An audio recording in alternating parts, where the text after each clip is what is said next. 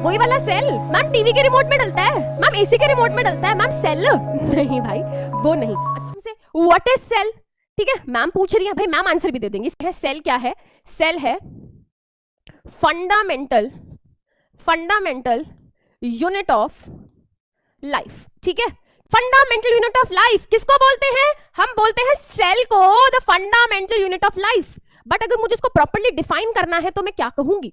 मैं कहूंगी cell is the basic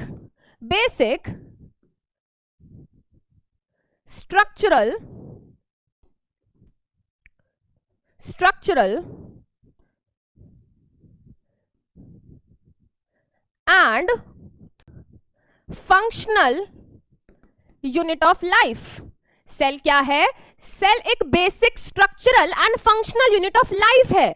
अब इसका क्या मतलब है? स्ट्रक्चरल क्यों बोल रहे हैं, फंक्शनल क्यों बोल रहे हैं, एंड यार लाइफ का क्या मतलब है ना? ये तीन टर्म्स हैं यहाँ पे जिन पे हमें फोकस करना है, ठीक है। तो यहाँ पे तीन वर्ड्स के ऊपर हमें फोकस करना है। सेल क्या है? सेल एक basic structural and functional unit है लाइफ की। तो सबसे पहले लाइफ का मतलब समझते हैं। लाइफ का क्या मतलब है? यहाँ पे लाइफ का मतलब है लिविंग ऑर्गेनिजम्स।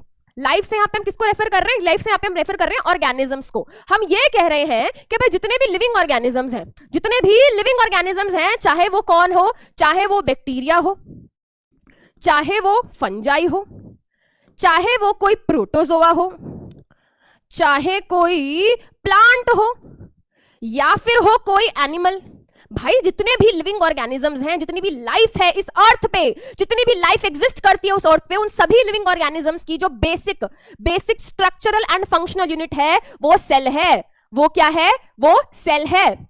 अब इसका मतलब क्या है? इसका मतलब ये है कि भाई जितने भी लिविंग ऑर्गेनिजम्स हैं उनका जो भी स्ट्रक्चर है वो सेल से बना होता है, एंड जितने भी लिविंग ऑर्गेनिज्म उनके अंदर जितने भी फंक्शंस हो रहे हैं, फंक्शंस का क्या मतलब है यहाँ पे? फंक्शंस का क्या मतलब है? फंक्शन जैसे कि भाई उनके अंदर मान लो रेस्पिरेशन की प्रोसेस हो रही है, ठीक है, मान लो उनके अंदर एक्सक्रीशन की प्रोसेस हो रही है, मान लो उनके अंदर डाइजेशन की प्रोसेस हो रही है। भाई किसी भी ऑर्गेनिज्म के अंदर कोई भी फंक्शन परफॉर्म हो पा रहा है, वो परफॉर्म हो पा रहा है बिकॉज ऑफ दी सेल। उनका जो भी स्ट्रक्चर है, स्ट्रक्चर मतलब जैसे फॉर एग्जांपल हम ह्यूमन बीइंग्स है ना, हमारी बॉडी का जो भी स्ट्रक्चर है, हमारी बॉडी का जो भी स्ट्रक्चर है वो क्यों इस तरीके का है? Because of the cell. तो हमारी बॉडी में जो भी फंक्शन परफॉर्म हो पा रहा है या हमारी बॉडी का जो भी स्ट्रक्चर है, it is all possible because of the cell. अब आपको क्या हम कैसे मान लें? मानना पड़ेगा, अभी देखो बताती हूं। इसके लिए हमें लेवल ऑफ ऑर्गेनाइजेशन समझना पड़ेगा मल्टी सेलुलर ऑर्गेनिजम्स में। What is the meaning of multi cellular organism? देखो बेटा, ऑर्गेनिजम्स जो भी एग्जिस्ट करते हैं, उनको हम दो कैटेगरीज के अंदर क्या कर सकते हैं? डिवाइड कर सकते हैं। वैसे तो बताऊं 3 कैटेगरीज होती हैं, बट वायरस की बात आखिरी में करते हैं ना यार, ठीक है, आखिरी में करते हैं, ठीक है। तो फर्स्ट कैटेगरी है हमारी यूनिसेल्यूलर ऑर्गेनिजम्स की, ठीक है। जो ऑर्गेनिजम्स होते हैं या तो वो यूनिसेल्यूलर होते हैं या फिर वो होते हैं मल्टी सेल्यूलर, या फिर वो होते हैं क्या?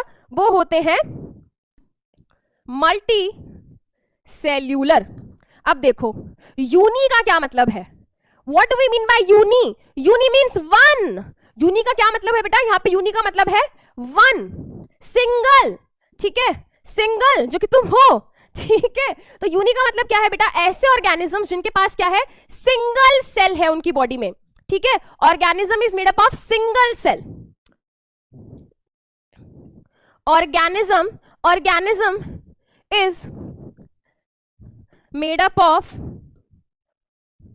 सिंगल सेल, ठीक है। ऐसे ऑर्गेनिजम्स जिनके पास क्या है? जो सिंगल सेल है, उनके पास एक ही सेल है यार, ठीक है, एक ही सेल है, सिंगल सेल। जैसे कि बैक्टीरिया, उसके पास क्या है? बस एक सिंगल सेल है, ऐसे बस एक ही है, ठीक है। तो ऐसे ऑर्गेनिजम्स को हम बोलते हैं यूनिसेलुलर ऑर्गेनिजम्स। अब कुछ ऑर्गेनिजम्स क्या होते हैं? उनके पास एक नहीं 10, 100, 1000, लाखों, करोड़ों, बिलियन, ट्रिलियंस ऑफ सेल्स हैं। जैसे कि हमारी बॉडी में more than 2 trillion cells present है, ठीक है। बहुत सारे यार, बहुत सारे, मैनी। तो मल्टी का मतलब यहाँ पे क्या है? मल्टी का मतलब है यहाँ पे मैनी, बहुत सारे। ऐसे ऑर्गेनिज्म जिनकी बॉडी में क्या है? बहुत सारे सेल्स प्रेजेंट हैं, उनको हम रखते हैं in the category of multi cellular organisms. तो यहाँ पे हम क्या लिखेंगे? यहाँ पे हम लिखेंगे